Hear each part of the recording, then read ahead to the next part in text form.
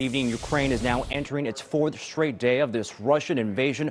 Western allies have banded together to put more pressure on the Kremlin to retreat, but we have already seen the devastation of war. Following an airstrike, civilian casualties are being reported, including that of a 6-year-old boy. Closing in on Kyiv, Russian forces continue their military offensive, inching closer to the Ukrainian capital. Huge explosions lit up the night sky, fire and smoke rising from an oil depot just outside Kyiv.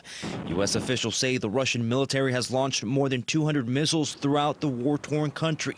150,000 refugees fleeing to the west. Ukraine banning all male citizens 18 to 60 years of age from leaving. President Zelensky standing with his countrymen, turning down an offer by the U.S. to be evacuated, saying, quote, "I need ammunition, not a ride." Ukrainian forces putting up a strong defense, slowing Russian advances. Things are not going all the way of President Putin. Very far from it. The Ukrainians are fighting heroically. NATO ally countries promising humanitarian aid and weapons. In a major reversal, Germany will now be sending thousands of weapons to Ukrainian fighters, including anti-tank grenade launchers. The U.S. also pledging an additional $350 million in military assistance.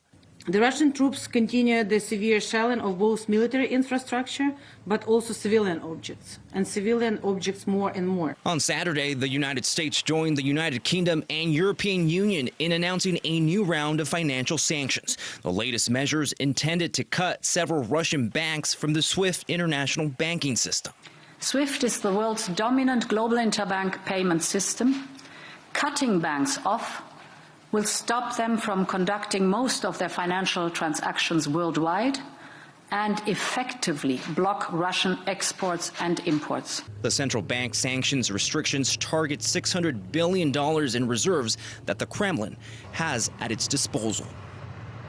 And tonight, the White House is warning of a Russian cyber attack in response to the sanctions.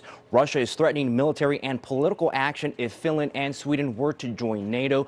But Ukrainians are holding their ground tonight. The capital is still under their control. That's the latest in the KTLA News Center. Carlos Salcedo, KTLA 5 News. All right, Carlos.